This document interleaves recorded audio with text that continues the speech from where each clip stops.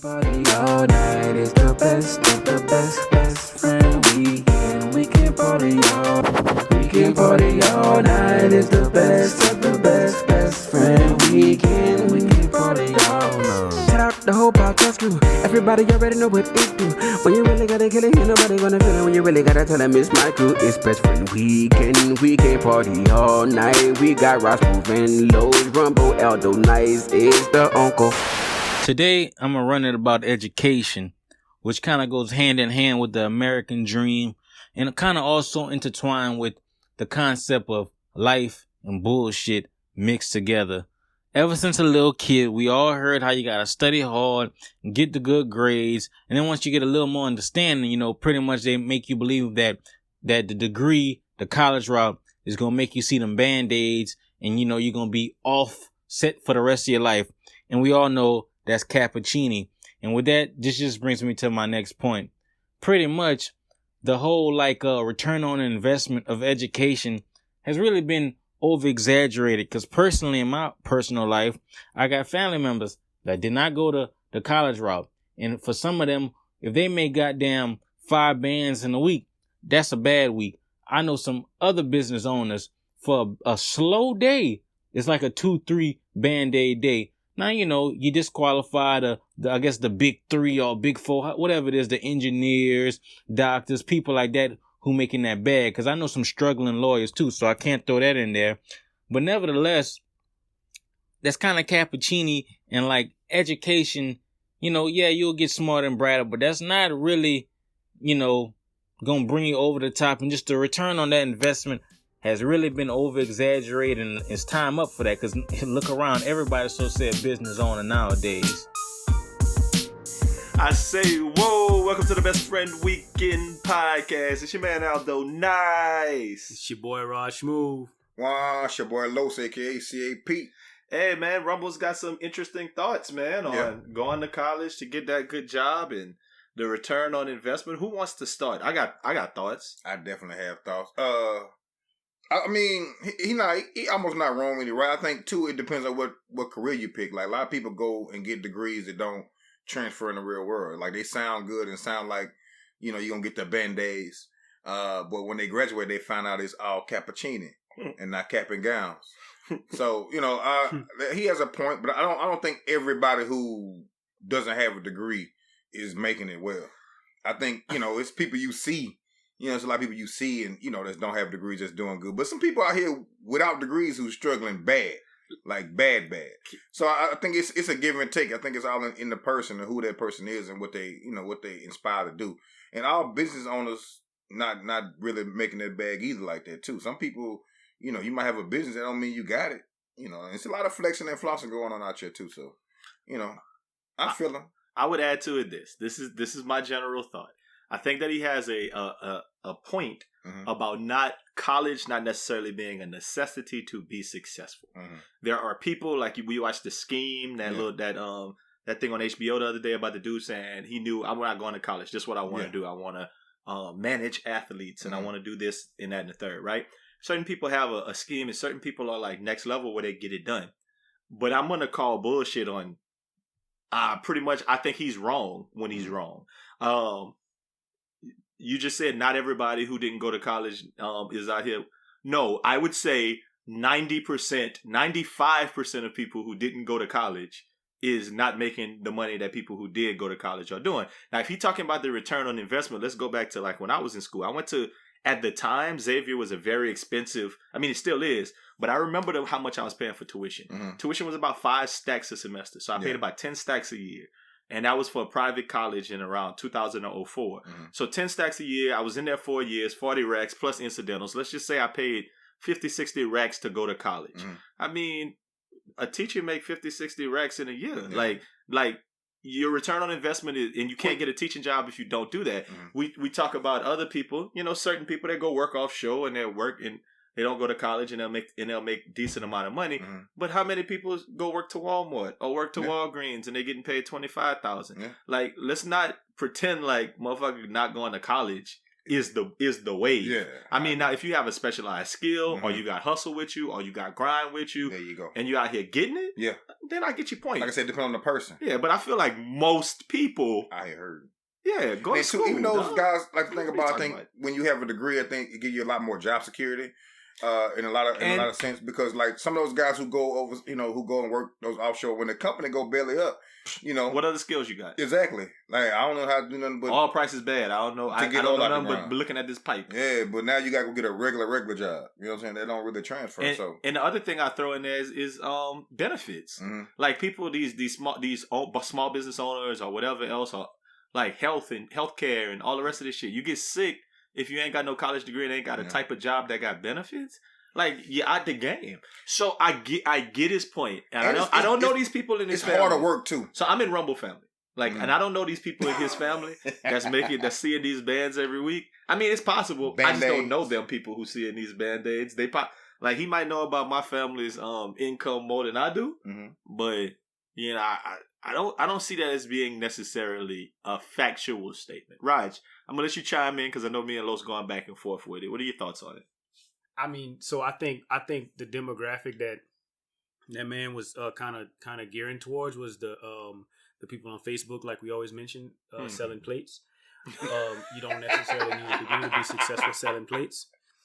And I also so I think college. I think going to college could be essential. That's one of our words. I think it could be essential, and I also think that you could build a business based off of like clout or how skilled you are. And y'all already know some of my stories and how I feel. And I also think that going to college can expand those skills to having a business mindset or just critical thought to where your business would run smoother. Because that's seemingly what he was kind of gearing towards, entrepreneurs. So I guess what my brain went towards was going to school for business. Mm-hmm. If you're gonna have your own business, I've seen plenty of business owners. Got you. So I was thinking, entrepreneurs, if they had a business degree, their business would probably still be successful as it is based off clout or skill. But it would be even better, and it'd be even better run because they got that business acumen and they learn how to manage it and everything. So I hear like this when I was coming out of school. I heard this. Now, if it's wrong, it's wrong. I heard an MBA is a master's for people who don't know what they want to do and just want to stay in school. And that doesn't sound fair. But I hear a lot of people who get MBAs who don't really do business things. Mm-hmm. So, I mean, it kind of runs along that same parallel. It's not a lot of people I know who like, oh, yeah, I went to school, I got this MBA, and now, like, this is the business thing. It's like, I feel like a lot of times they want to start businesses, but it's not necessarily kind of like... lucrative. Yeah. I feel like you almost need to have the business you started already, already kind of making some moves, and then be like, let me go get this extra knowledge to be able to push my shit to the next level. But if it works the other way around, where I just gonna go to business school, but then I don't really have that idea that's gonna push for the big money, it's kind of tough to make that make sense. And then you end up kind of working in other fields besides being an entrepreneur in that way. But I mean, I guess every MBA is not getting an MBA to be an entrepreneur, so that's unfair to say. It's the same as people in education getting doctorate degrees and teaching and still in the classroom. I think about that all the time. Like you get you know how much money that is to go get doctorate. I do know how much money that is. And then you still on the same level as me. Me and my boss had this talk last week. She was like, "Why haven't you put your feet down to go get a PhD yet?" For what? And I was like, I mean, I don't plan on teaching at a university at this point. And I feel like that's the only thing I would need that for. Everything else I do, every other bag I go chase, I'm good. I could chase that bag with the master's degree that I got, with the work experience that I have. Nobody's not telling me you not invited to this table because you don't have a PhD. Yeah. But that's a very interesting thing. I see it all the time. Like Dr. So-and-so is a doctor of whatever and teaching like high school. No, second biology. grade math and science. Exactly. And I mean, it's good to have it, and it's great to always... There's a part about education that's this. Now, let me say this. There's always a thing about education, specifically in the Black community, of doing better than the generation ahead of you. I agree. Or doing just as much. Like, that makes it tough for me. My mom has that PhD. My sister has a PhD. So, if anything, I'm going to get it for that rationale. But for... getting my job, I mean, or trying to make my bags, it don't really make that much sense for what I'm doing right now. But, and I guess that goes, we can scale that down from PhD to masters to just a college degree to a high school diploma. Yeah. Shit, you might not need a high school diploma if you're a tennis star, if you're Venus Williams, like, or if you're really good with YouTube, or you know how to edit or make beats. But that happens first. Yeah. You have that specialized skill first, and then you can make those decisions about what you need. I just think a lot of people go to school and they're not as specific as they need to be with their degrees. Mm-hmm. You know what I mean? I think a lot of people get those degrees to make it look like you did something, but at the end of the day, you really ain't shit. Mm-hmm. You know what I'm saying? You just went to school a long time and stayed the course, but your degree or whatever that name is they made up doesn't translate into money. You know, I think a lot of kids get caught up with that. Even adults now get caught up with that, getting a degree in art, something, technology, something crazy, and then try to go get a job. They're like, what? Mm-hmm. I don't know what this means. Arts graphics. Yeah, I don't know what this means. You make cartoons? No. What you do? You work for Pixar? Yeah, no. I'm saying, so what can you do? Oh, no, I can determine whether that is this or that. Oh, we don't need you. I'm really good with this program. Yeah, that's okay. We good. That is. I mean, it's a lot of different thoughts on it. I mean, I think it's an interesting thing that Rumble brought up. Mm-hmm. There's validity to the statement. I think you just got to be a little bit more narrow with kind of your idea on it. And far be it, knowledge is always power, and education is always key. Just in our community, in the Black community, of like being educated and being like your shirt, you got a shirt you be wearing saying educated Black man and shit. Mm-hmm. Like it's not gonna say educated if you don't have those degrees, because those go hand in hand, I believe. What you think about that, Raj? Education being an educated person, like the term you're educated, does that tie with degrees? Oh man, so I'm a short answer. I'm gonna say no. Okay. Because I think education is relative, but realistically, like once you dig deeper, I would hate to have an educated Black man shirt on next to an actual educated Black man.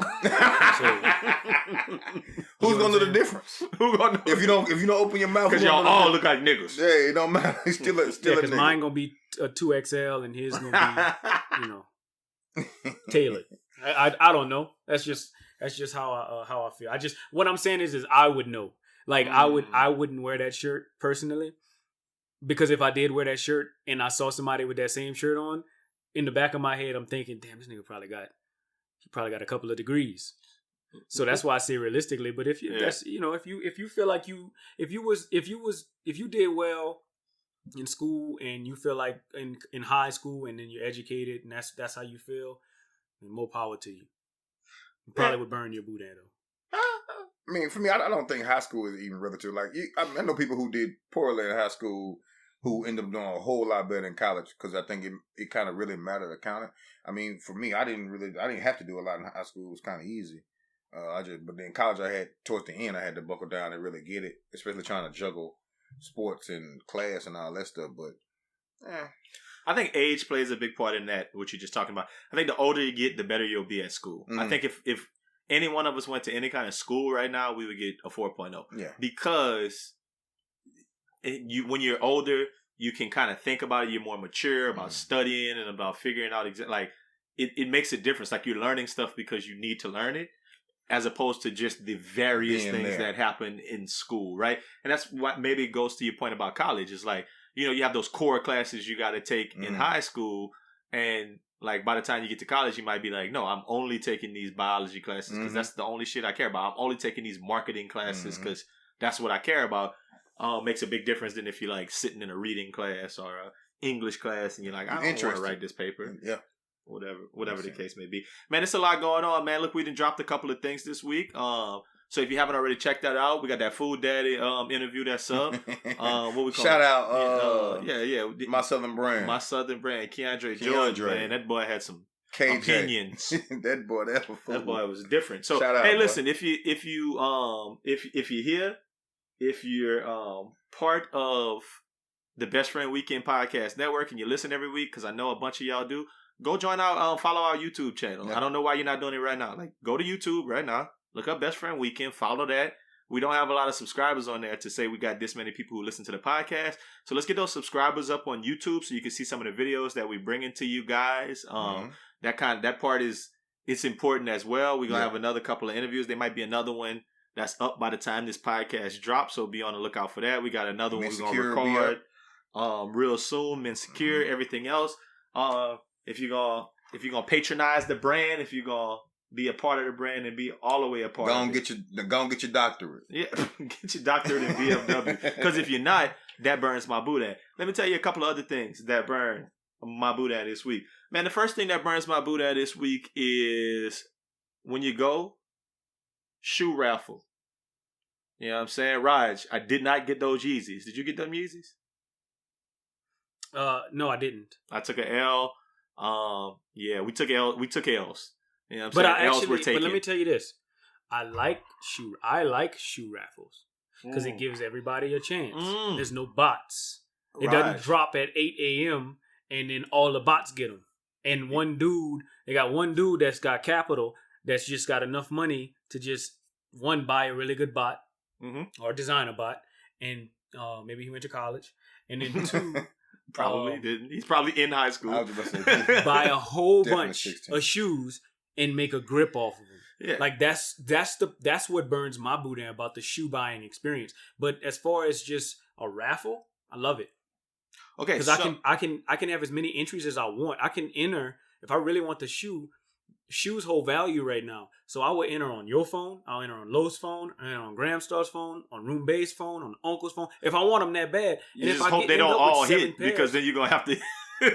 Well, if they all hit, I can just sell them for what I paid for them because they're gonna hold value. People like me and you didn't get them shoes, and if I put them on StockX for retail, like for literally retail, they're gonna jump all over it. So I can at least make my money back.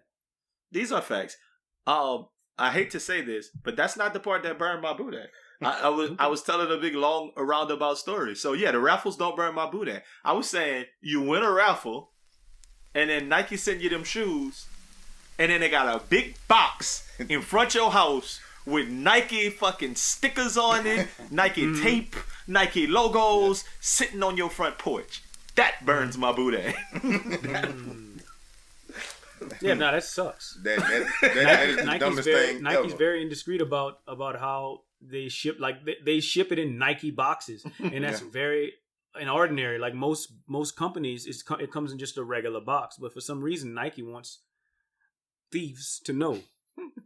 I guess they want to expand the raffle. They might That's as well really what put it is. expanded raffle. They might as well put it outside the box. Oh yeah, that's them Jordans. Yeah. That's them one size 12. They might tell you everything. Go ahead, it's there. Yeah.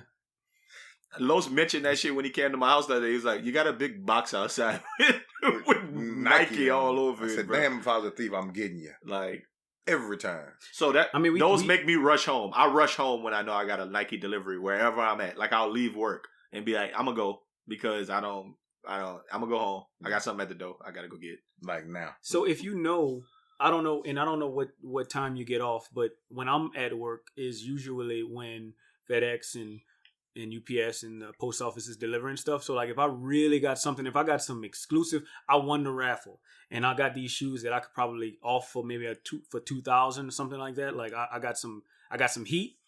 Probably gonna deliver them to my office. That's interesting. That's an interesting play. I prefer the home thing. I just try to make it a point to be at home. Yeah. I just try to make it a point to be at home because I guess I got a little bit of flexibility in that way. Unless they come in when I'm really like doing something and actively have to be somewhere.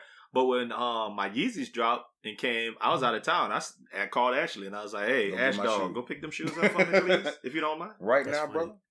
Could you go get them from my pouch so nobody else get them? Get them out me. So yeah, obviously that part burns my boudin. Another thing that burns my boudin, I mentioned it earlier when we was just talking, that you can't see pivotal aspects of what people are doing in group text, i.e., you can't see who read messages in group text. Can you send read receipts in group text? I think not. That burns my boudin. So Why? I don't have I'm accustomed to receipts the on anyway. I'm accustomed to the Instagram way of doing it, like the DMs. You know how it'll say, like if you're in an Instagram group, it'll say who all's seen it. Mm-hmm. Like I want that for my phone, like for my text group. But let me ask you a question. So like whenever me and you text, you and I text individually, not in the best friend weekend group, you can't see that I read it. But I know you because read I don't have read receipts on. But I know you read it. That's the difference. When it's one person, But then, I don't know what know the you difference read it. is. If it's Nope. So I don't believe everybody in the text group reads the messages. Because I feel like there's not a stigma, that's not the right word, but I feel like it's a reality of a text group that you don't read every message in a text group, but if it's a message sent directly to you, you read it. Does that make sense? Because I feel like that's a thing. It's for me, if nothing else. It depends on who's sending the message, though, for me. You're right. I get more excited. I get more excited if I see one of y'all message in the group. I get more excited than others in other groups of text messages that I'm in. You know what I'm saying? Like, there's just certain people that I have in my phone that I'm not necessarily excited to open up and see what they said in a text group. Yeah, especially if I'm busy. Like, if I'm doing something, if it's somebody, I see the name come on my watch, I won't even swipe and look. Like, I'll just be like, I'll see that shit later. But it's some groups, especially if we've been talking about something all day or something just happening, stuff going on. Yeah, I'll check it out, read it on the spot. But then sometime in a group, I might open the thing, I'll read the thing all day. It just depends. Hey, it's part of the experience, man. But I think when I see a message that says 14 messages in this text group, a lot of times I just don't want to read all 14 of them. I was like, whatever. But if it's 14 messages from an individual, I have way more. Like, I read text messages from individuals. Now, I don't always text me 14 times. Number one, why are you texting me that many times that I haven't seen? Fair enough. And number two, I'm gonna give you the first two. If I don't like the tone, the tenor, it's an odd word. The tenor of where the conversation is going, I'm definitely not reading the rest of those. Fair enough. I'm just letting you know. That burns my Boudin. The last thing that burns my Boudin this week is actually two things in one. Why do I have to have a fishing license to go fish? And why when me and Los went fish on Sunday, we caught by 15 fish and we had to throw them all back because they was little daddies? That burns my Boudin. Drove. That shouldn't burn your Boudin. Which part? Well, the fishing license part should, to me, because I think that's just a skill. Isn't it funny? Like the settlers. What we call them? What the pilgrims? What they call them in Wakanda? Oh, Wakanda. What are you talking about? The tribesmen? No. What Wakanda people call white people? Oh, pilgrims. No, okay, all right, whatever. The pilgrims came through, and they already had people just fishing, and then now they make people like that's just like an easy thing to do to go. I know what word you're talking about. It took me a while. I had to put the context all together. You're calling them colonizer? Is it colonists? Yeah, colonizer, colonists. Yeah. That's what you're looking for. Okay, so them colonizers came here and they had people throwing string in the water and catching fish, which is super easy and rote. Like anyone can do that, right? Look at that fish. Oh, look at this string. I'm gonna throw it at him. And then they made us get a license for it. Like, that's real stupid. I think that's just another way to generate money. But like, you need a bike riding license or something, or a hooping in the park license. Like, why you need a license for any old thing? But go ahead. Exactly, for just basic things. So all I'm saying is I don't think that it should burn your Boudin. That's just how I feel about catching small fish. It definitely burnt because we was out there for like 7-8 hours. No fish. And we had grease and the fish fry ready in the back of the car because we was definitely gonna eat that day. Them fish, them fresh daddies. And in retrospect, we should have kept all their little asses, and chopped them up, and had some little patties, nugget on a sandwich. No, I mean, I get your point though, Raj. You got to throw them back when they're small because then they're never gonna have big fish. Fair enough. But what are the odds that we sitting over there fishing in a open waterway in Kemah and catch 15 fish and all of them we got to throw back? It was ridiculous. Yeah, absolutely. Where your mama? I think that's what makes fishing. This is why I don't fish because because in the back I don't remember exactly what we was talking about or like what would you do it or if it's wrong, right? And it's like a thin line between that. But I would have some inclination to say fuck it. I'm keeping these small fish. They all got meat on them. Oh no! But then it's illegal too. You can't keep certain fish. You can't keep under 12 inches and all that. But if you get caught with those fish and without a fishing license, because we definitely it was gonna double us up. We was trespassing. What was they could have got us we might have went to jail for fishing. Got our ass Ahmaud Arbery behind some damn fishing. Yeah, we trespassed. Didn't no license. And we kept little daddies. It'll be bad. We got to do something right. Yeah. Like, throw the lil dad his back. Yeah, man. that's the least thing we can do. But I think the reason why I know they charge, because that's how they take care of, supposedly how they supposed to take care of the water and all that stuff they need. Like that guy that was sitting over there telling people to stop and go, he got to get paid some kind of way. All right, let's go go. to college. Let's go actually get fishing licenses and stop being delinquent niggers. I agree. You get a year. It's just for a year. And I mean, the way Raj said, he just was like, "What would you do? Like, would like, you know, it's a what would you do situation." And I think that talks about a funny story that I saw that I just kind of want to bring up. So, Caroline County officials, that's Caroline County in Virginia, they said a family discovered some bags when they ran over them on the road this Saturday. Oh, yeah. Emily Shantz said that she was driving in a car with her family when she noticed the car in the front of them swerving around an object on the road. That object, which turned out to be a bag, was hit by their car. The family out on a Saturday afternoon drive thought someone had left some trash out in the middle of Broad Street, so they picked it up. They was being good Samaritans, and another bag spotted about 15 feet away. And they put them in the back of their pickup. Inside the bag, there were plastic baggies, and they were addressed with something that said, "Cash Vault." The Shantzes called Carolyn deputies upon making the discovery. They came back to Carolyn and found out they'd been riding around with almost $1 million in the truck. Boy. Deputies believed that the bags belonged to a postal service and that the money was meant for the bank, but how it ended up on the side of the road is a mystery. They came to the family, and the family said, for someone so honest and willing to give back almost $1 million, it's exceptional on their part. Their 2 sons were there, so I put lights on for them, but we are proud, and they represented this county well by being so honest. That's all you get. And then the mom said, do the right thing and return it because it didn't belong to us. I'm keeping that money. Point blank. So So the first question is the basic question: are you keeping $1 million? Yes. Raj? No. Okay. The second question is, and I guess this just goes to me and Rod Los, since you're not keeping $1 million. I'm keeping that money. My question is, my real question is, since everybody's keeping $1 million, how would you keep the $1 million and feel like you're getting away with it? How would that work? What you mean? Where would I put it? Like, what would you do the minute, like, you got home? First of all, you picked up some bags that you thought were trash on the street and put them in your truck. That's just good Samaritan shit, I guess. Yeah. But when you opened it, you saw bags on it addressed to Cash Vault. Oh, I'm busting all that down. Yeah, I'm opening it. I'm taking all that. I'm taking and I'm it seeing somewhere. what's in there. I'm but taking then it what? somewhere. I'm burning all wherever the bag. I'm burning all that somewhere far, far away. I'm taking it way away from my house. I'm stashing the money. I probably give me a little safe or something. I'm going out my way. Like, give me a little safe, a little storage. I'm going extra. Keep that money away, and I just slow roll it. I just pick and choose out of there. Make sure, you know what I mean. I ain't gonna get no limbo on that. I just won't have to worry about shit ever for a long time. I like it's crazy, but I wholeheartedly agree. I get the whole concept of it's not for me and blah blah blah. But somebody made a mistake. Somebody dropped some money, and God bless me. And it hit the ground. Mm-hmm. We ain't talking $20. Nah, we talking $1 fillion. Yeah.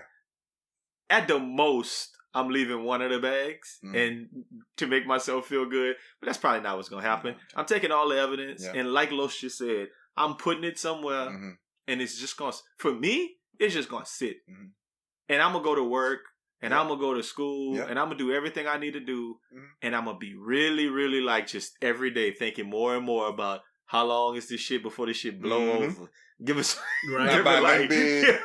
I'm not buying... I'm just living my regular life, maybe pulling $100 out here, $200, buying some shoes, chilling, whatever. I ain't missing no more shoes. You know what I'm saying? Maybe I take 5 racks out of it, if we're talking like whatever, and I'm just kind of doing some things, but nothing major for a while. Nah, for a year or two. Then it's like, okay, bam. Now let's start kind of, let's start pumping this money in let's start cleaning this money, Ozark style. Hey, so best friend weekend is when?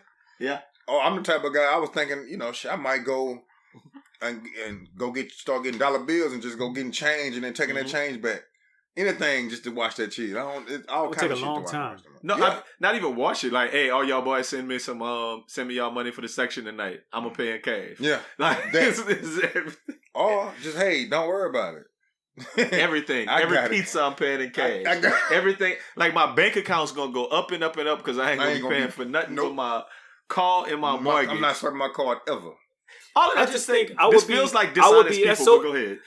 So I would be more inclined to keep it in this. I would be, I guess, fearful. I'd probably be looking over my shoulder, but I'd be more inclined to keep it if it was a trash bag. But if it was some post office like Brinks bags, man, I'm not playing with them people like that. You bro. know what they got? I wouldn't. I'd be scared with the trash bag. Because more than that'd be anything. the, No, mo- but the, that's the the dope. damn the cartel come and get you. I'm gonna leave the trash bag, but if it's I mean, the I feel bank like and government, I feel like I'm either the taking government it. or the cartel. Which one's worse? The cartel. It depends on what that street is too. That's the other thing. If it's like a street in my, it's tough because it's 2020, right? So if it's like this abandoned street back of town somewhere that's like lowly lit, I'm taking it. Yeah. If it's like on a street in a residential neighborhood, Right by I the feel light, like where they everybody got got cameras. ring doorbells. Like they gonna see the car, they gonna be able to track. They gonna do all the whole stuff and figure out who picked it up. That's why I'm sitting on it for a while because I feel like if they come and get me, I could always be I like, ain't spending I ain't spend that money in here. I didn't know what that. I didn't even know it was in. I just picked up bags and it's in the garage. Go hold Y'all on. can have I it. just picked up bags. I'm a hoarder. Yeah, I I mean, think it's so funny because none of whatever. us would ever pick up bags on the side of the road. at all. I So wouldn't. definitely we're not lock in up. this. We're not in this situation at all, right? Even if I hit it, I'm not getting out and picking it up. I mean, if it was in boxes, like it looked like Amazon boxes fell off a truck or Checking something. them out. I'm picking them up. Like, Yeah. why are Amazon boxes in the middle of the street, not around nobody's And house? what's in Somebody dropped them. Mm-hmm. And my first thought would be, well, they gonna say that they never got their delivery, and the company's gonna send them another one. Whatever it is, they about to get another one. So that's not a big thing. Like to me, and I mean, and that's kind of going back to what I was saying about the bank, Raj. I feel like it's probably insured. Yeah. So whatever it is, it's insured. They lost They their ain't tripping money. about Okay. Mm. Banks get bailed out all the time. For me, the biggest thing is if I turn in almost $1 million, you don't give me shit. Like you can't. I can't get 10%. All of y'all that. gonna do is put my name in it on newspaper and make me look like a goddamn fool. Come on now, that's ridiculous, dog. Get that lady some money, and she got 15 kids. How many kids she had? 2. I don't know. Maybe 15. Yeah, same thing. Somewhere between 0 and 15. 2 and 15 is the same. Fair enough. But that's ridiculous. They don't getting people no money for that type of stuff, man. I mean, it's something to consider, man. How honest are you? I don't know too many people who wouldn't, but I mean, it's like one of them things where you got a plan for what you would do.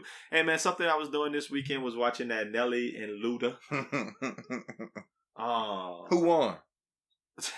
And if you don't get out of my face. Hey, listen. They were saying Nelly is like the new Teddy Riley. The thing is, sometimes you realize how people make it more when you watch some shit like that. Like, I looked at Nelly and I looked at Ludacris, and I was like, Nelly didn't make it off his personality. Nelly made it off his looks. Nelly made it off of his charisma. Well, maybe not even his charisma. Right? Maybe not even his charisma. Let me take that word back. He made it off his looks and maybe his sex appeal and some rap, right? Luda made it off of his personality. Luda was so much better than Nelly at controlling the room, controlling the crowd, having the conversation, like whatever.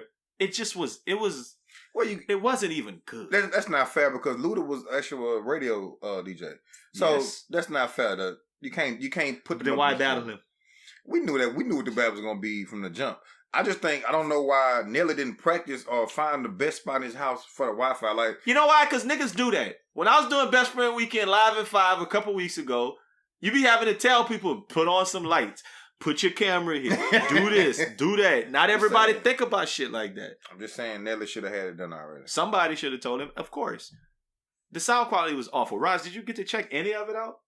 Yeah, no doubt. I actually been watching well, people been sending them to me, so I don't have nothing else to do, so I'll watch the battles. But what I think I would appreciate about those battles if they wasn't battles, like if they wasn't perceived as like this person won, that person won. Mm-hmm. I don't mind the whole this person was better, like this person had better hits, but the battle thing, like it shouldn't be that. It should just be two people playing they playlist. And Nelly didn't have a playlist that was like I guess to be perceived as a battle. Like Luda got bangers. Nelly, I feel like Nelly got like a bunch of kind of soft songs, like it just wasn't the same genre of music. I think Nelly had a pocket of time that he was hot and it didn't work out. You know what I mean? But I think Luda really. Plus, you got to realize too, if you was watching, Luda had somebody already queued this stuff up. That's out in the club. He had a DJ over there playing this stuff for him. Unless he was the DJ. No, he wasn't. Oh, okay, go ahead. But he had somebody doing it for him. I didn't see the other person. Yeah, I'm just saying. That's how you know it was somebody else. He would just Luda never moved forward. He was just in there talking. You could see Nelly actually playing the song, or hitting the button on him. Luda wasn't doing. Okay, so the point is, let me put this a different way. If I had access to Nelly's catalog of music, and they said Aldo NICE versus Ludacris playing Nelly's music, I would have been better than Nelly was at playing his own music. How about that? That's what I'm saying. Like, I feel like I would have at least been like setting the tone to be like, yeah, so you know, blah blah blah. I'm not gonna beat you on these type of songs. But look, ladies out there, and be making little, you know, doing like whatever, like making it a show where when he plays those songs, Raj, like you said, that aren't club bangers, but they're like musical like songs for the late. Yeah. Like I would set the vibe that way. I wouldn't be standing around with my wife beater on. That's going woo woo every time for every song. That was not a wife beater. That was not a wife beater. That was what a was vocal tank top. Oh, okay. Oh, I thought you knew the song "Vocal Tank Top" on this joint. You with a winner, so baby you can't lose. Oh, I did not. That secrets can't leave, can't cool. That was very witty. That was good. One for you, Roger. Yeah, that was a good one. Was not on my Nelly. You got him. He got you. Absolutely. He got you. I mean, if he said it was like one of them G Unit ones, like 50 said, that's the only wife beaters I know. I thought it was the same thing. Okay. They used to sell it at Sam the Man. Oh, well, I guess I never had the real ones. I guess I used to just get them at like Suit Mart and stuff. All facts. All big facts. They came in a 2-pack. Yeah. They came in a 2-pack with the do-rags that was half red and half black. $11.99. It was a combo. Suit Mart. If you wait 2 more weeks, it's gonna be $9.99. I used to go to the Joy Fashion too on Harwood and get that shit, man. Why you playing with that 3X black tee, man? I mean, you said Luda, his biggest thing was that he's a radio DJ, and that's how he got it. Let's go ahead on here a word from our latest sponsor, Urban Flowsaurus Radio. Now's as good a time as any to check out the good folks at Urban Flowsaurus. The big homie Moose Daniels has been supplying a steady stream of independent, underground, and exclusive R&B, hip-hop, and beyond across your airwaves. Pretty much any day of the week, you can catch Mr. Hydrate or Intoxicate on Facebook Live under Urban Flowsaurus, spinning something extra soulful or jazzy that'll either take you back to a certain time in your life or make you wonder why you never heard that track before. Go to his Linktree at Linktree/Urban Flowsaurus to find the links for the radio shows, podcasts, and live performances from Moose Harris, and be sure to follow him at Moose_Harris on Instagram and Twitter. Man, listen. It's so many ways to consume music these days, and Urban Flowsaurus produces content in every which way imaginable. So check them out. Moose Harris of Urban Flowsaurus, a different voice with a show like you've never heard before. I don't know. I don't have nothing for that radio, but my boy Moose is there. So here it is. What's the name of it? Y'all go check out. They just heard. Go check out Urban Flowsaurus Radio, man. Urban Flowsaurus. Shout out Moose. Support that man. He doing. Hey, Moose the beer man, right? Yeah, he the beer man. Shout out beer man. We gotta get Moose on here. I want to talk to Moose, man. He was on the podcast. Oh no, not on the podcast. He was on the Nothin NICE to say interviews. Yeah. So I didn't want him talking to all of y'all because y'all. I got some. Y'all ridiculous. I like Moose. I follow him on IG. Moose cool. He always somewhere though. That boy be everywhere. Allegedly. Oh, he be getting. Nah, I'm messing with you. I said he be getting people to send him feel like he was there. Hey man, look, it's about that time this week. Let's bring it back, man. Talk a little Rona talk. And now, Rona talk. Rona talk with Aldo NICE, Rog Smuve and Los, aka C.A.P.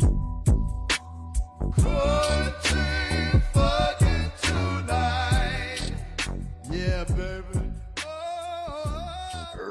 That's the Rona. That's how Corona sound.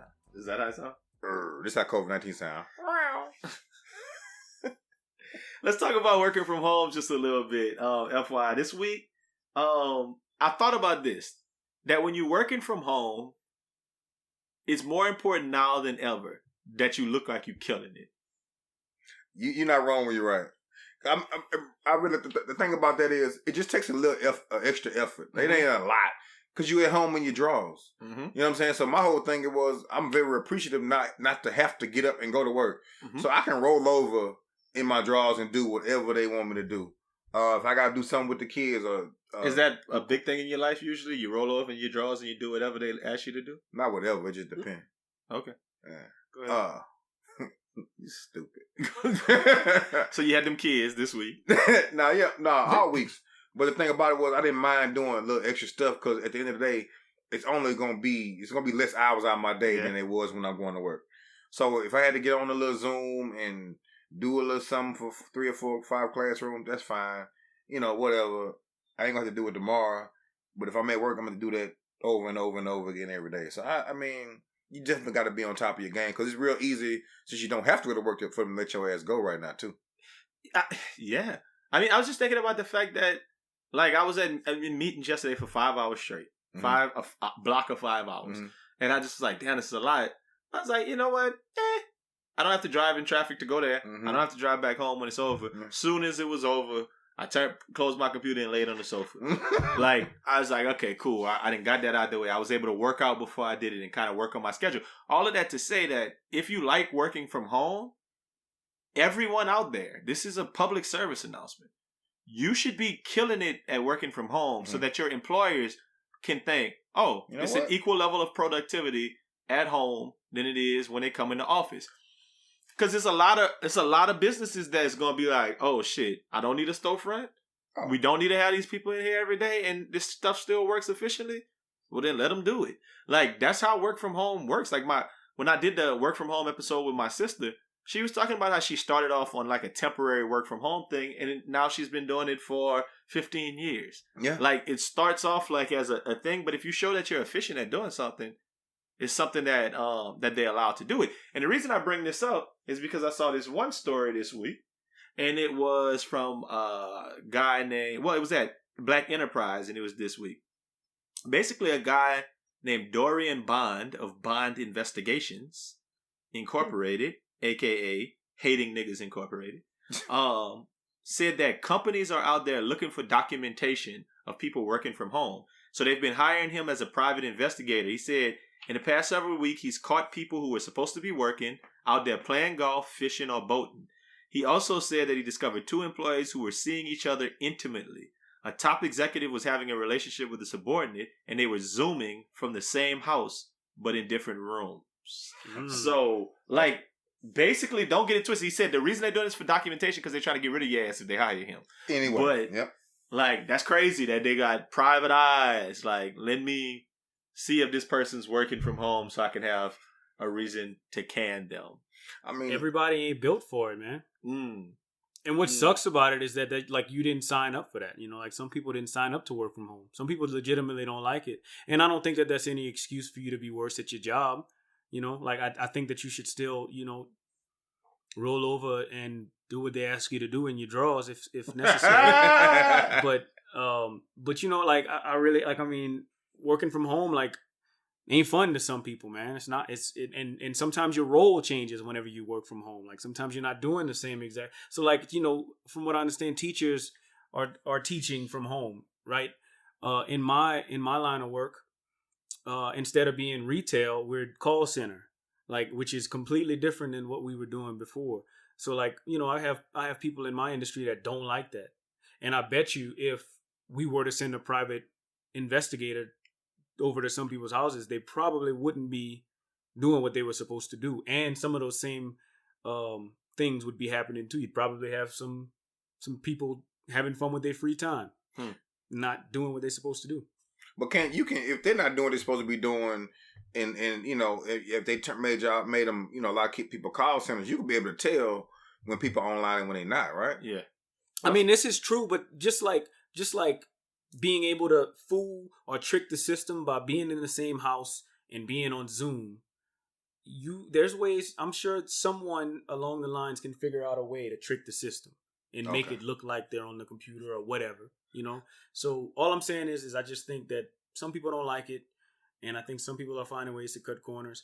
And I don't necessarily see a private investigator as being a bad thing because it's just, you're supposed to be doing your job. Well, that's what he said. He said the corona is happening and it's a monumental thing and people out here trying to steal money. So I feel obligated. It's a black dude. I feel obligated to help companies get rid of people. I was like, yeesh.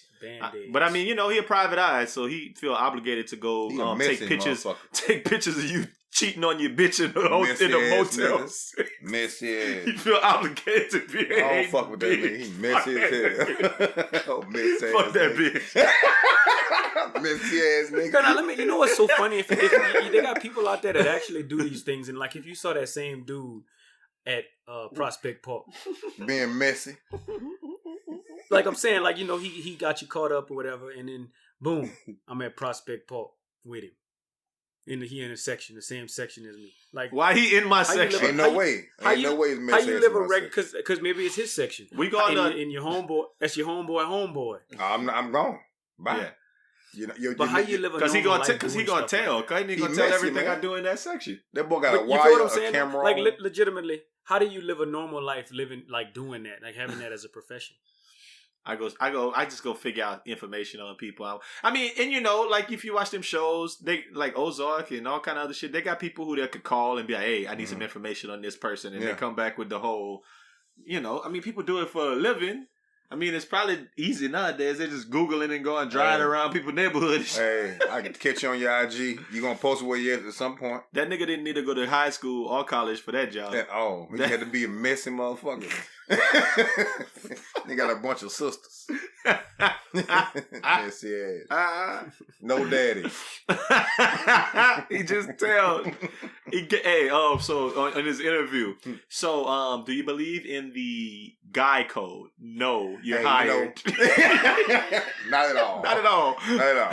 Not at all. Matter of fact, I saw him right here.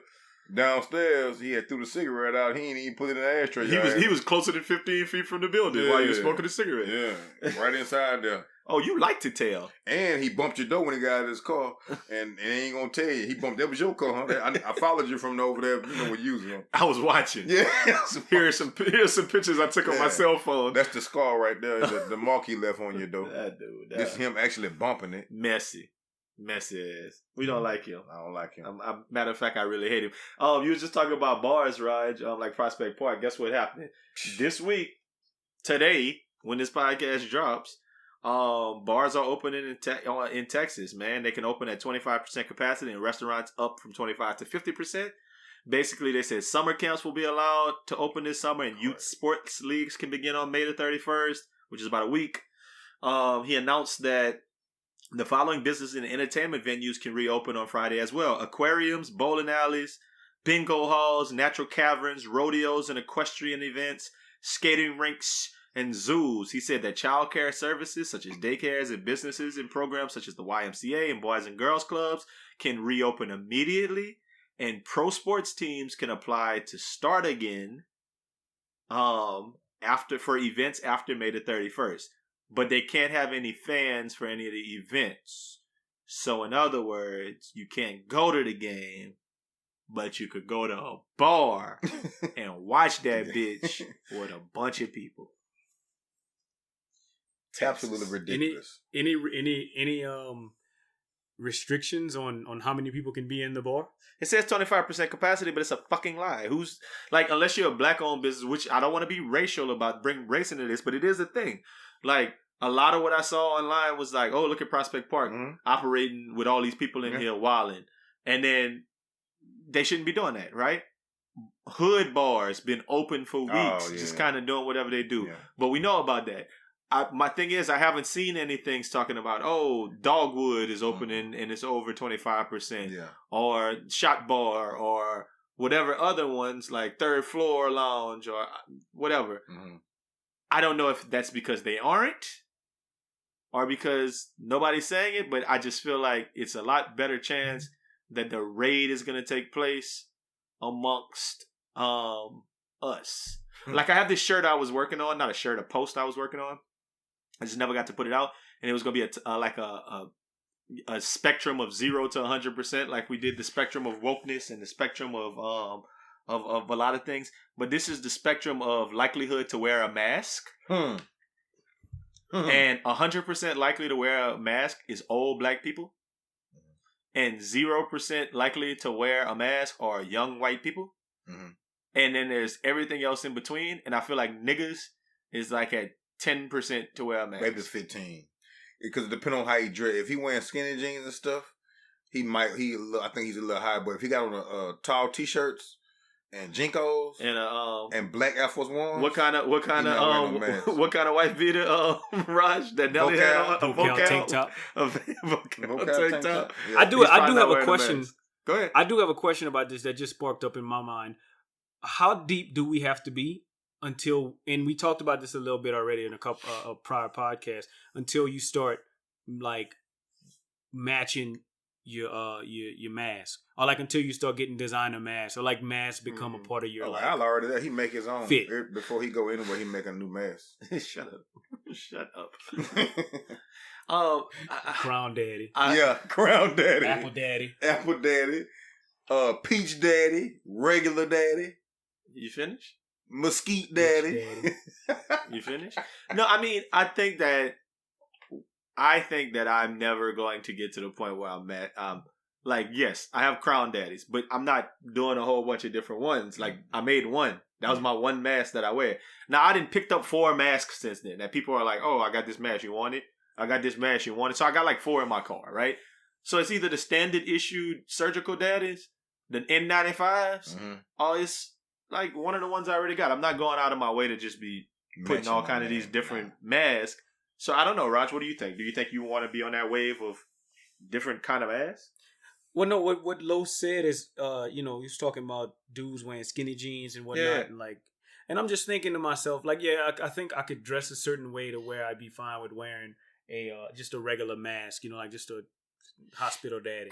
But if I'm going out, if I get to the point where I'm like, I'm outside, like I'm going outside, I'm going out tonight, I'm going to Prospect Park tonight, I'm going to hang out, but I'm one of them dudes that wears a mask. Do I just wear a regular mask to the club? Or do I match my mask? The thing is, why go out? I'm literally like in my head, if you like that, and that's where I'm stuck on. Yeah. I can't go to Prospect Park because I can't see myself wanting to be around enough people to where I would need a mask. If I'm around more people than I need a mask then I don't want to go. Yeah. And I'm not going to enjoy myself because I always look at if I'm with you, or I see I shake your hand. I don't know where you been, so I got to add those people to the contact list. I just don't. I'm cool, man. Ain't that? I done been to Prospect Park enough times where I know where everybody in there. I can know Danny gonna be on the right as soon as you walk in with a hookah with the light skin dude. Listen, NFL come back on if like it's supposed to. We watching every game at the crib. Like we gonna get Sunday ticket.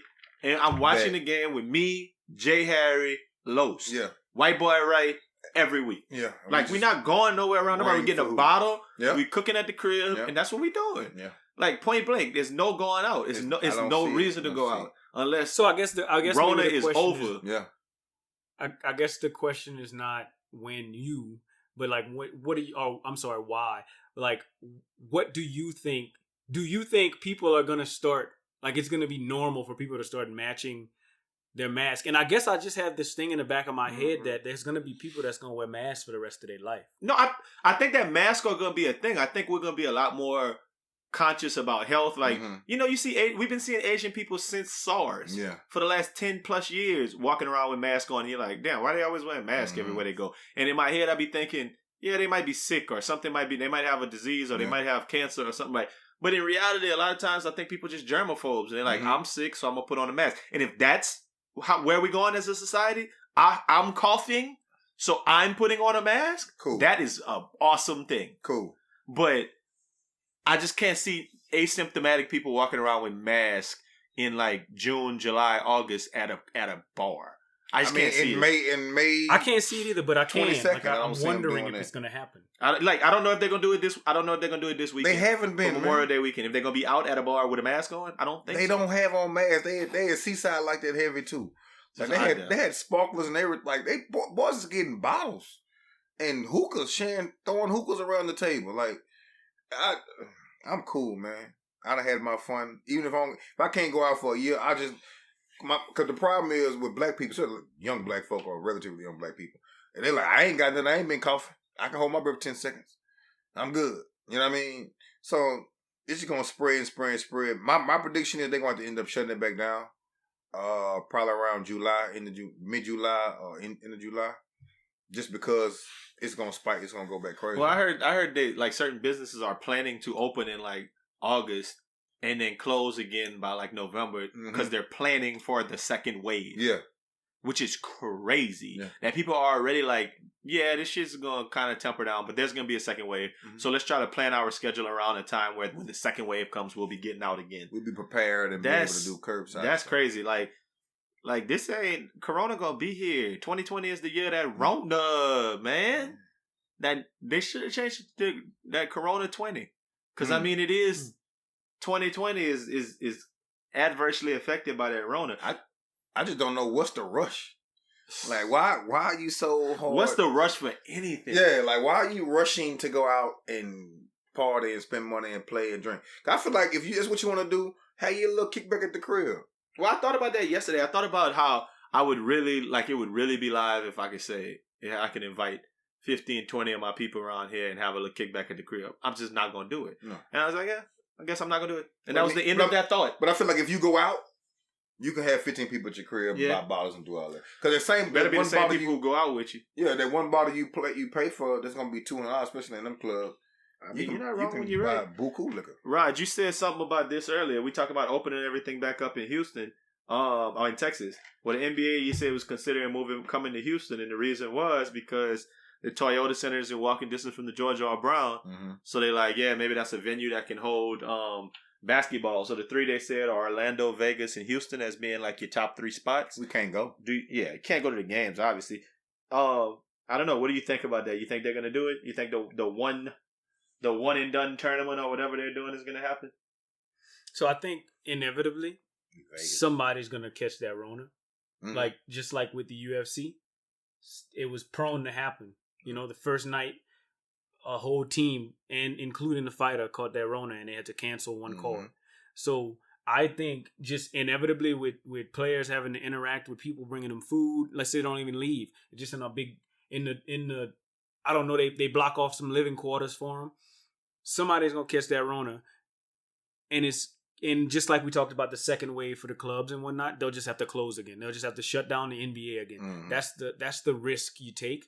They talk about measuring their, or checking for their temperature and doing all sorts of things. The reason why I sent you that article, to be honest with you, is because I just think it would be dope to know that I'm in the same city for like 3 months as all them boys, like as LeBron and Anthony Davis and the rest of the NBA. I just think that would be cool to know that they like right there. And if I do, I don't know. I guess I wouldn't get a chance to go watch him, but it just still would be cool to know that that's going on in my city. Yeah. Yeah, that would. I don't know if that would move the needle for me that much, but I get your point that the thing I keep seeing is they said the George R. Brown, would they be living there? That don't make no sense. No, it's so no way they be living at the Hilton and shit. And then my next thought is the Marriott. I think it would be something like that. And if they're doing that, then what do the Lakers get the penthouse floors? And then like how do you determine who gets to stay in the lab? Too many people. And then who get the double rooms? Too many people, too many rooms. I mean, not enough room. I mean, they got enough hotels down there, maybe, because they built that new one with the Texas on the top of the thing. That's what I'm talking about, Marriott Marquis. But the whole thing, like Rod said, somebody's going to catch that Rona. I think somebody is going to come in with the Rona. That's what I think. Because if you don't test them people when they come in and get them day tests or them 2-day tests when they open facilities back up, like say we test everybody at the door, but let them come in. Okay, just spread the Rona in here. Because you don't know what nobody's been. And I'm thinking about it in terms of we saying basketball. I thought about it in terms of football starting too. I was like, there is 0% chance the way football is set up that if like somebody, heaven forbid, like let's say somebody like Deontay, our homeboy in Denver. No, my point about that is if he was to get it, everybody got it. This is my bigger point, that he's just like got 1 year of equity in that league, NFL career. He's a kick returner. Yeah. Like that man's career is kind of got a shelf life to it. Yeah. How likely would that man be to go to the coaches and to the league and say, "Yeah, I got that Rona. Y'all need to take me off the team." Oh no. Like, and I'm just using him as a micro example, but there's plenty of people who like fringe, like, man, I'm trying to make the team. If they get that Rona, you think they're gonna tail on themselves? I get like, but Raj, I get you with the thermometer and taking people's temperature and doing everything else. But boy, it's gonna be hiding that Rona. Yeah. Like, if they know they got it, but I mean, if they get them all test, especially with football, if you on the field, be spitting and sweating and blood all over the place. Nah, if one person in that field got it and he playing, the entire field has. And you can hear all the audibles. Yeah. What if, and I think about football, and something I actually did hear is that they're talking about approving modified face masks that would incorporate like N95 material. So I wonder how that's gonna look if that actually comes to fruition. That look crazy. They're gonna be able to breathe. They look like hockey shit, like can't almost breathe in that, man. Well, I feel like everyone would have a visor on, like literally every single player would have it'd be customary to have a visor on, and quarterbacks would be your trash. Face mask part would probably have. I don't know. I feel like it would be almost enclosed, breathe. Like a visor material. Yeah, you probably can't breathe. No, do you know how now they started making new visors? When I was wearing them, if you used to get to breathing like that, your visor fog up. Yeah, it used to be. It ain't that no more. No, it ain't that no more. But I'm just saying, you can't breathe though. It's hard to breathe on them things sometimes. Hey man, another person. Let's talk about that Rona. A person who got out of jail because of that Rona. Just real quick. Shout out one more time for Tekashi, man. It seems like this week he went on a little tear talking about that Gooba should have been the #1 song on the Billboard charts, but he believed that they took his spot away. And he had a 4-minute post on IG where he singled out Billboard with the caption, "You are a lie and corrupt. You got caught cheating and the world will know." He claims that his team launched a probe into 6 credit cards that were allegedly used to buy 30,000 units for the current #1 song, "Stuck on You" by Ariana Grande and Justin Bieber. So he's just in the news. I love his energy of staying in the news. That I can say about Tekashi. I mean, I think it's a method to that boy madness, and at the end of the day, man, he winning. Like, that boy ain't taking no losses. He went, he read it, all that. He owning it. He ain't saying he didn't do it.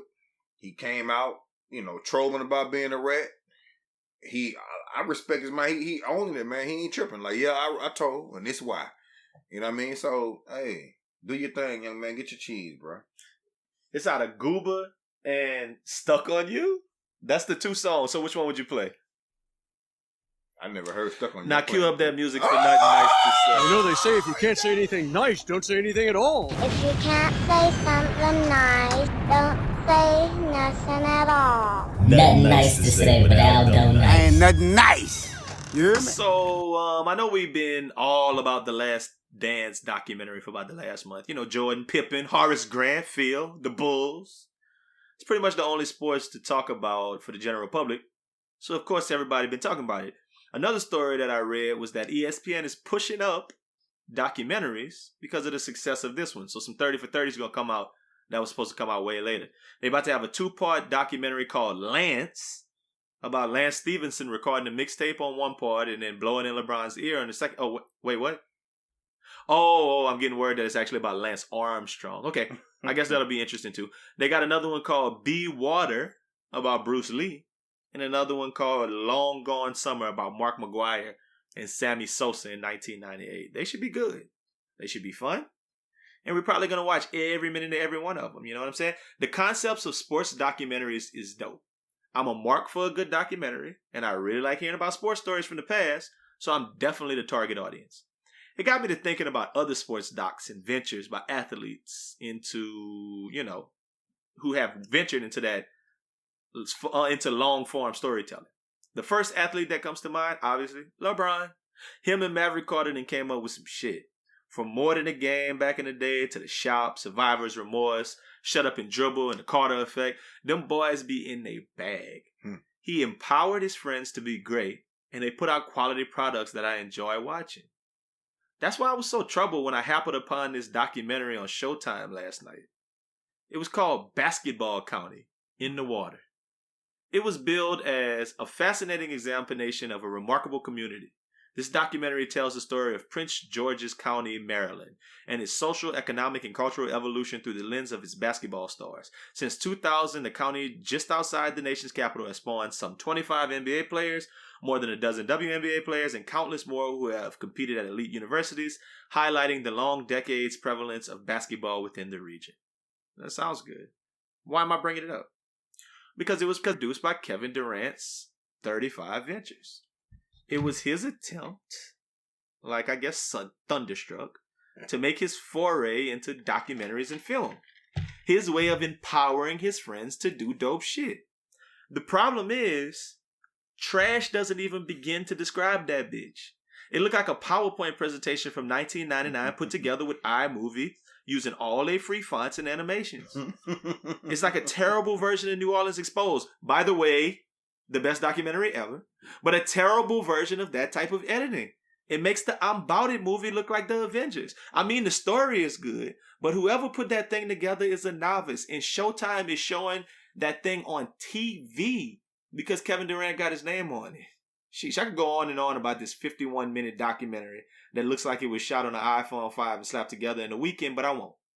Because I ain't got nothing nice to say about Kevin Durant trying to do his LeBron thing again and failing yet again. So I won't say nothing at all. Bro, Kevin Durant sucks. That's pretty much all I got to say about it. Did you saw it, Raj? I didn't see it, but I wouldn't watch it. Like, damn. If I knew that Kevin Durant had anything to do with it, Kevin Durant's just not cool to me. No, the boardroom stuff he had put out was good. It was on ESPN. Didn't he have like a barbershop something? No, just the boardroom. Was it in the barbershop? No. Oh. It was actually in the boardroom. With But was it ESPN? It was ESPN though, right? Yeah, ESPN Plus. This is PowerPoint count.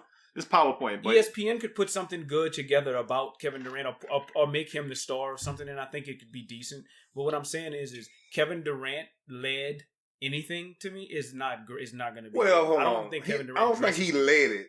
It was trash. It was trash, and I ain't want to say I watched it twice because the first time I say I'm tripping. I watched it. I wanted to know the stories, but it was like a 8-minute story and a hard cut with like a PowerPoint slide that came up that said, now the story of the kid that would. Yeah. And I'm like, what? Nah, it's just the continuity of it, and even the interviews and stuff, they really didn't go together because some people interviewing while the other story was on, talking about other stuff. Anything with Michael Beasley being the main talker, it's trash, bro. No, listen, I'm gonna be honest with you. Michael Beasley kind of scared me in it. I said he like that wasn't weed. Hey, Michael Beasley and Delonte West, same tribe. Just FYI. Oh, just FYI. All facts. While we talking tribes, we're not facts. talking tribes, but just so you know, all facts. Same tribe. Yeah, big eyes. You like, whoa, you all right, bro? You good?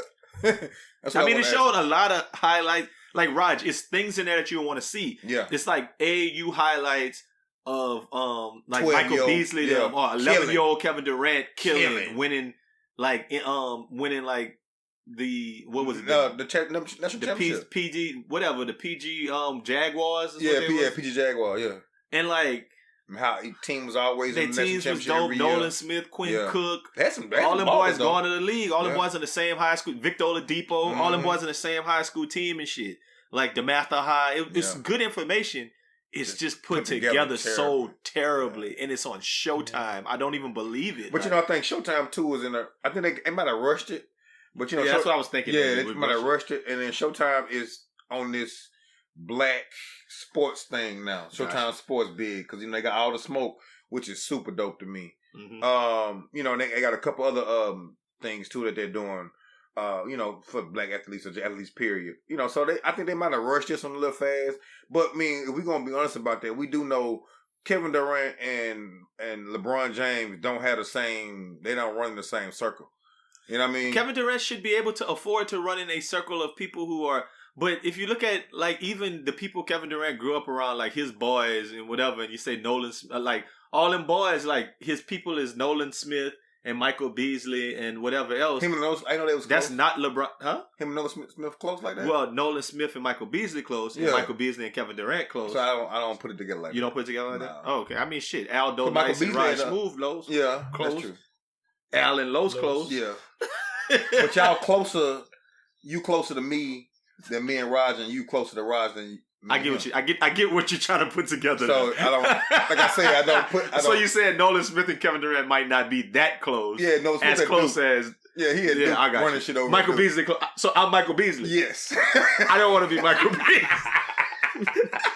All that to say, I don't want to be Michael Beasley. When you said it, I wasn't gonna say it. I mean, I figure I was picking up what you was putting down. That's but, what I'm saying. I think with Kevin Durant too. I think sometimes when you don't have the people with the foresight, you got to realize LeBron got some intelligent guys in his corner, right? And even if you could hire somebody, they still not telling the story how you would want it to be told. Like them boys, like Maverick, know LeBron gonna like this. Yeah. What you call it? No, LeBron. This I mean, at least LeBron know how to watch some shit before it comes out. He'll say be no, like, no, nah. no, don't put that shit out. No. Kevin Durant ain't got number time. He ain't even played this year. But you gotta realize. What you mean no? Kevin He Durant don't know better. Kevin Durant is good at basketball, and that's it. Yeah. So what you saying? So you trying to say you need to shut up and dribble?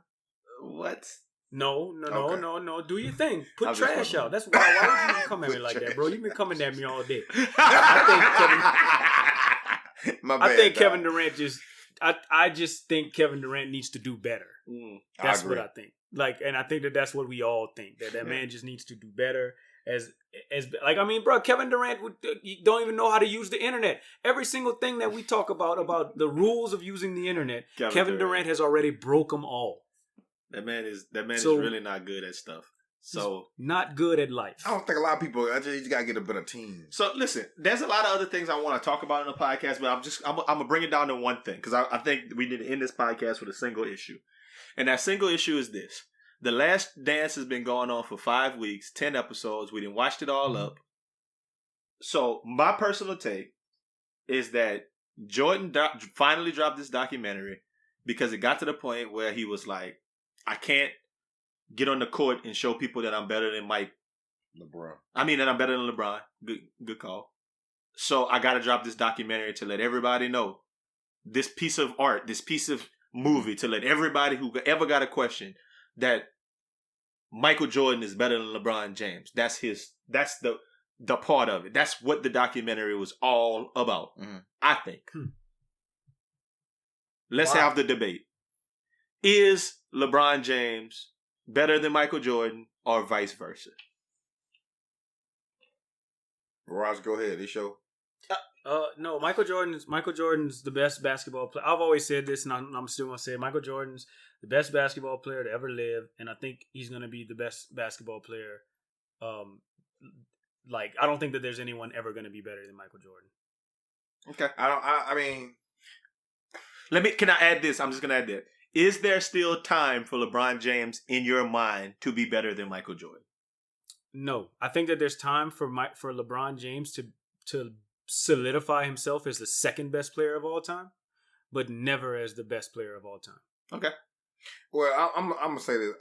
Number one, I'm going LeBron. Just because he's been 17 years straight.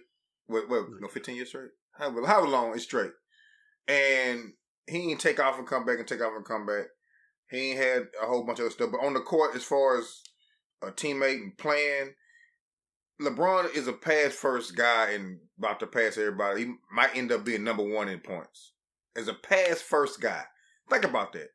As a pass first guy, he might be number one in points. Number two is, I don't think LeBron wanted it with Mike.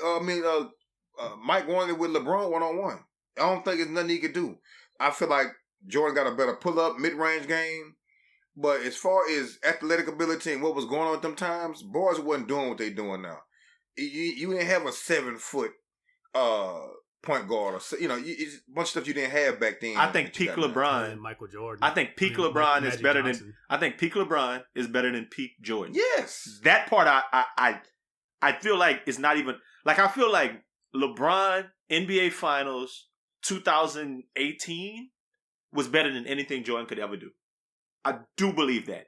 And 2018 is the one they lost 4-1 to the. We ain't had nobody. We didn't have nobody. But the one with J.R. Smith called that timeout. That game. That it hurt. Michael Jordan could never play a fucking game like that. Yeah. Like LeBron was just walking that bitch up, wiping his hand on his jersey, calling everybody out, just running the show. Yeah. That boy had like 40-something, 15, and 8.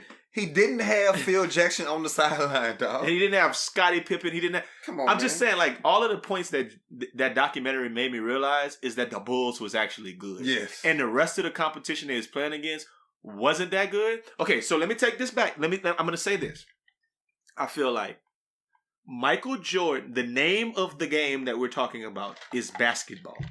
If the name of the game was basketball, then it wouldn't even be a question. LeBron would be the best, right?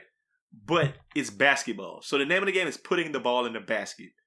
So on a lot of levels, it's tough to debate Michael Jordan being the best. Look at the room we in right now. Look on this podcast. Michael Jordan. I got 3 Michael Jordan posters in this room that we're sitting in right now. I have none of LeBron. Michael Jordan is always going to be a cultural icon whose impact's going to be better than...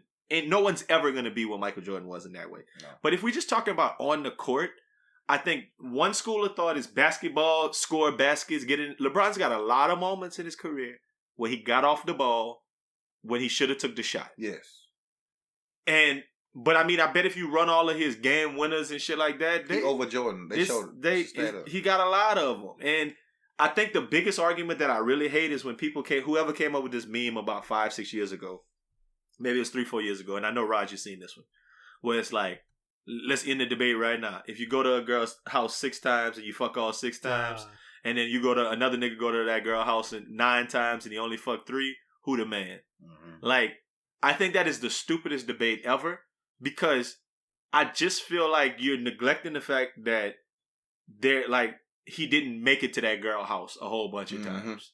You know what I mean? Like, I could say the same thing. That meant LeBron, Michael Jordan went to that girl house and got some dome and killed 6 times. But LeBron just got that dome 6 times, and he killed and got that dome 3 times. I know that's a very vile, vulgar response, but getting to the finals means some shit. Like the fact that they act like when he took that team that should have never been there against the Spurs and they got swept. Come on now. When he scored them last 20 points against I remember where I was when LeBron scored them 20 in a row against the Pistons to go to the... I was going there. Like, he had no business. He had no team. Danielle Marshall and whoever other clowns was on that team, Zildjian Ilgauskas and Eric Snow. Come on, man. That man wasn't supposed to win nothing. No. So you can't take that away.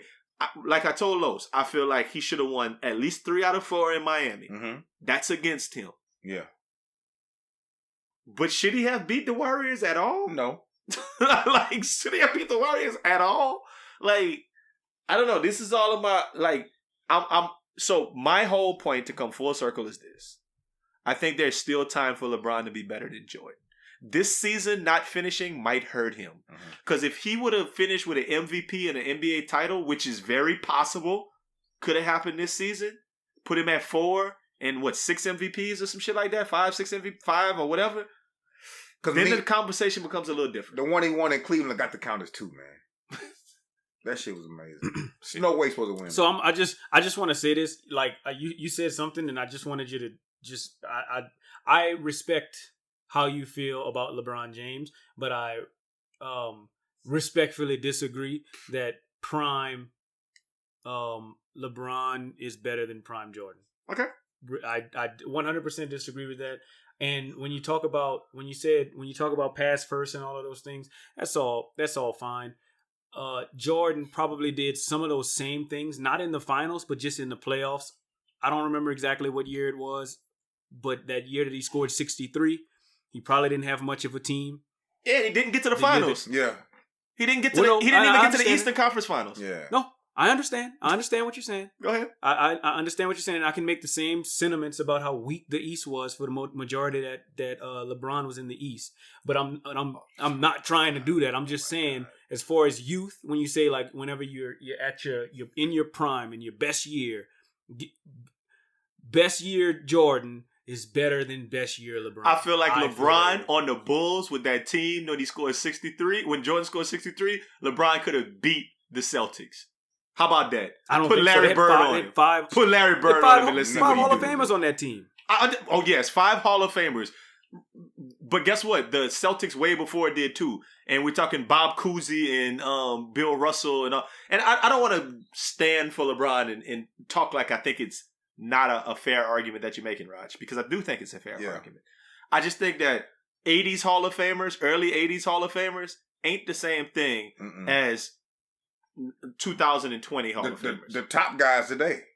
Even some of the top and the thing guys I heard today. was third scorers is something you don't hear about. And I don't want to get too technical with this, but Jordan Pippen and then like who's the third scorer? Like nobody in the league had a third scorer who was the shit.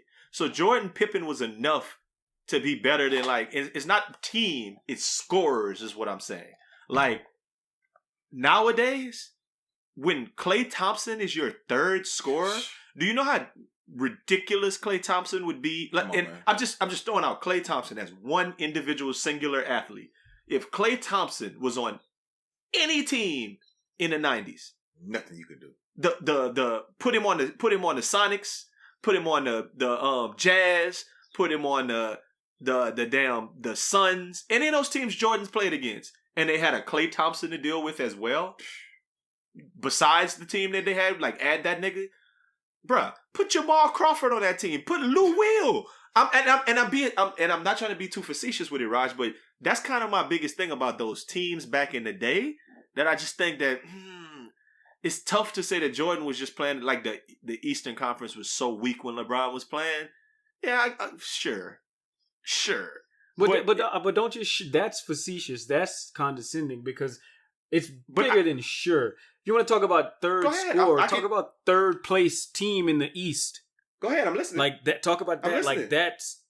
So tell me who was this horrible third place team in the East that couldn't beat. I guess I wasn't necessarily trying to compare competition, right? Because I think there's arguments that can be made on both sides that the NBA was not as great and there's better players now, and I agree with that. I 100% agree with that. But I'm talking about what you had to go up against. I just think Jordan was more dominant. And I'm looking now and just kind of looking at stats and seeing that Jordan won his first championship in his 7th season.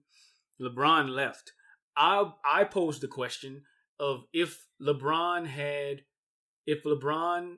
stayed, how many championships would he have in Cleveland? Okay.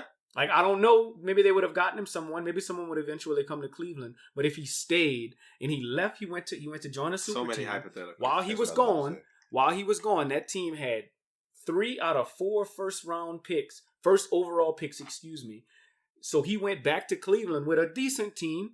That team wasn't terrible. He had Kyrie Irving. And I know we're talking about that team won like 19 games or something, right? Yeah. The season before he came back, right? And he took him back to the finals. And if they wouldn't have got hurt, he might have made it a game. Okay. The team was trash. I just want to know what he would have done if he would have stayed in Cleveland and not how many championships. Because it's almost like when I think about like rings and stuff, and for sure he won those Finals MVPs in Miami. I think he should have 4 with that team. You said 3. I think 4. If you take him off of that Miami team, I don't think he should have beat the Spurs that year. I think they was too good. Well, I just think on paper. I just think whenever I'm looking at the sports book at the beginning of the year, I think that they should have been heavily favored to win the championship based on the fact that they have 3 Hall of Famers on their team. Yeah, but 2 in a posse. Okay, I give you that. Too, though. The Spurs had at least 3 Hall of Famers. They had 4 Hall of Famers on their team. So, who did they have? Including the coach, right? Okay, Manu Ginobili is a Hall of Famer. Yep. Tim Duncan. Okay, Tim Duncan, Tony Parker, and Kawhi Leonard. Yes. That's 4 Hall of Famers.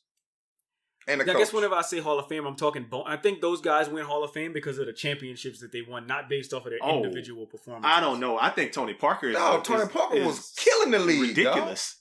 Dog. I mean, but I get your point. Basketball Hall of Fame ain't the same thing as like baseball Hall of Fame. It's harder. Football. It's harder. It's easy to make a basketball Hall of Fame. And Manu Ginobili is going to make it off of like international and everything else. But he was. But Manu Ginobili won 6 Man of the Year like bunch of times. Because he came off the bench.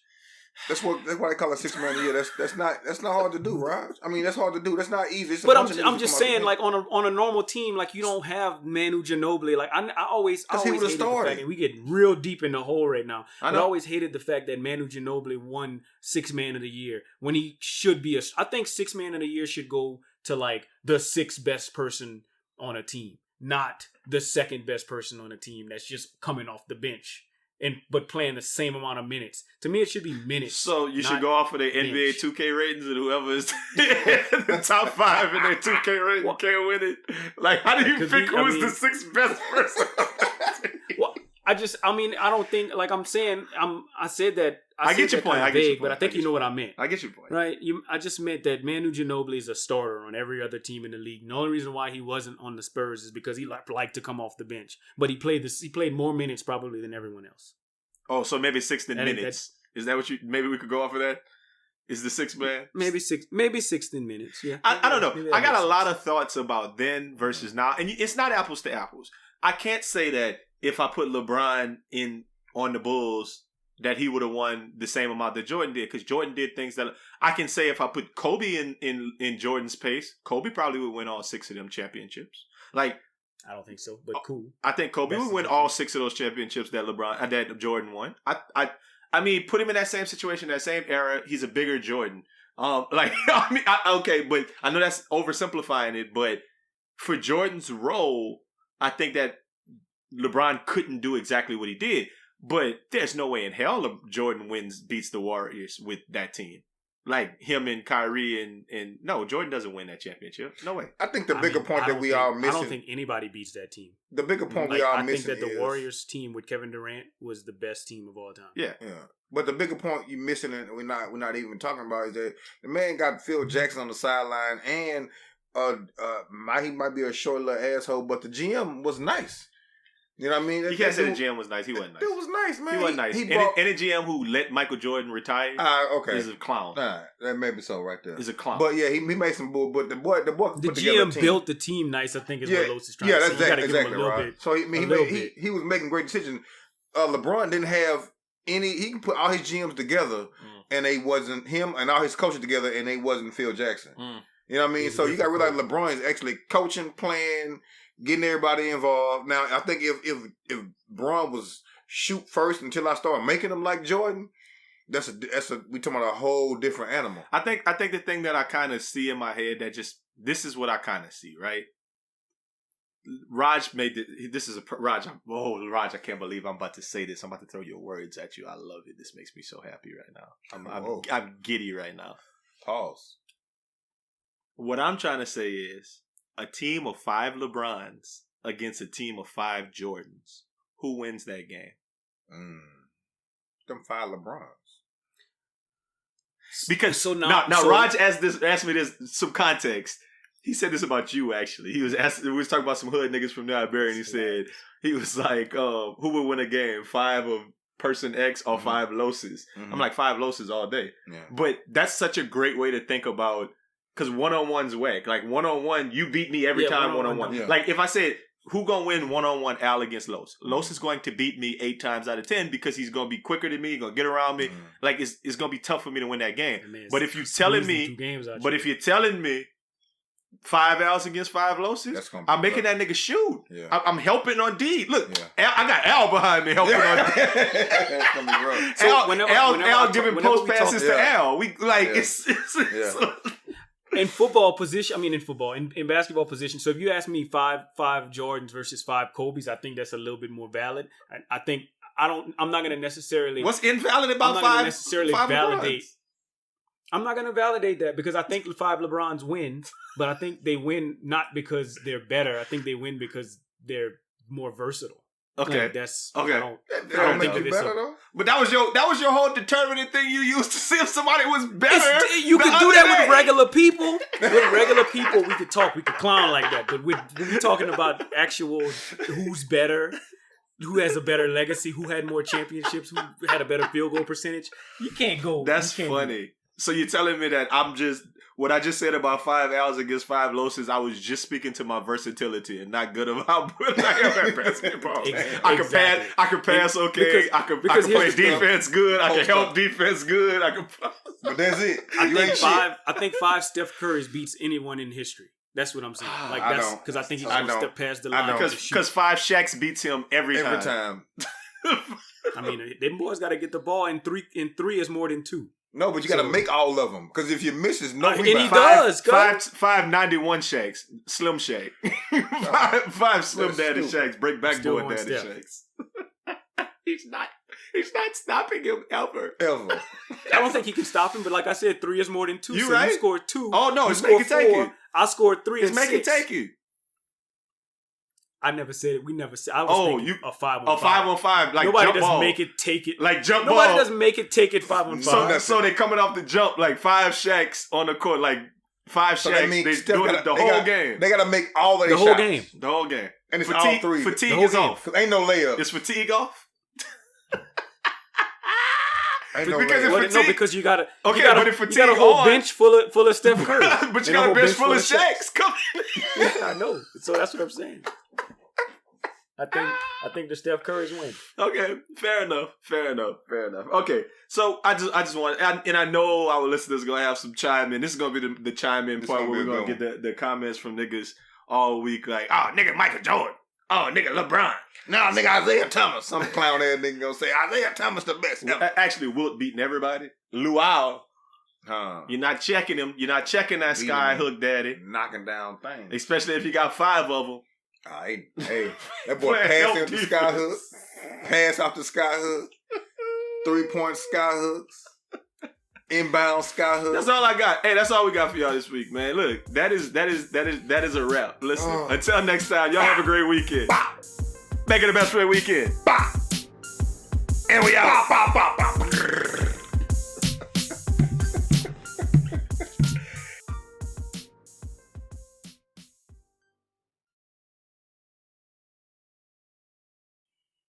Good. I gotta read this to y'all, and then I'm gonna read this NFL.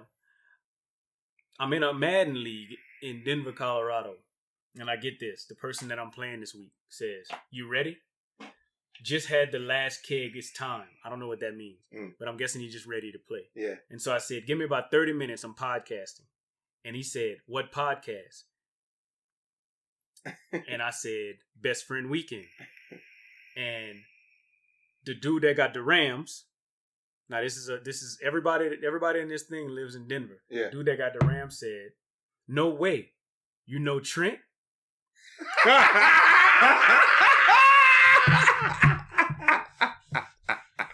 Uncle Trent Worldwide. No boy. way. No way. I swear to God. Uncle Trent Worldwide. So now you got a new friend.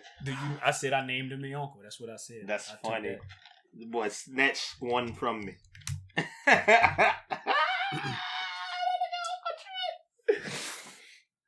All up in my pussy like a pap smear. I'm gonna Yuck. fuck this nigga in the next year. I'm the one that you crave. Put that dick in my mouth just like a mic on stage. Ride the bus to my place, I wouldn't care. Just so I can bust in your face when you get here. Yeah, kiddo, really ain't no discussion. Think he a Morion the way he keep on touching.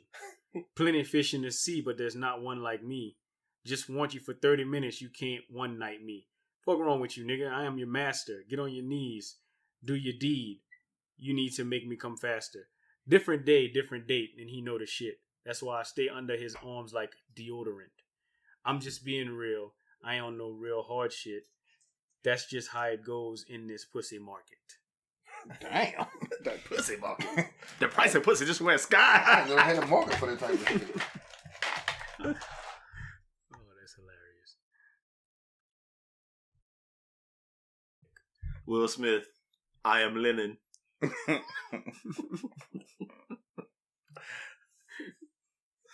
Couldn't I like to make when every time I go to Chick-fil-A, I get Arnold Palmer's and I put way more lemonade than I put sweet tea. Whenever he go to the bar at Prospect Park, he say, "Let me get a linen Coke." When the party be jumping, he jumping that bitch and say, "Oh, it's linen in here." It's linen. Ooh, that nigga linen. He got them hoes. That boy linen. That boy linen, boy. I love giving money to the homeless on the side of the street because I'm pretty prone to lending a helping hand.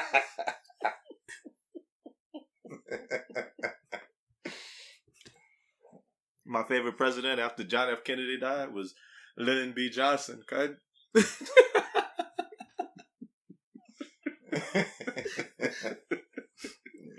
Okay. Stop it. I got that Rumble pulled up right now.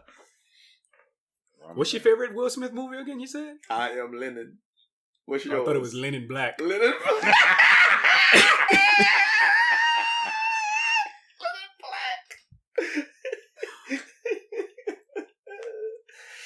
Oh, you so stupid.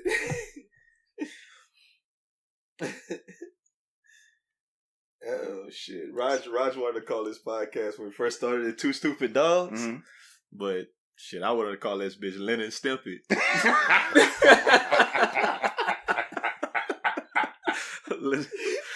Y'all niggas stupid. Oh my god. You know what makes it so funny? And I'm not doing it right now because you probably suspect that I am.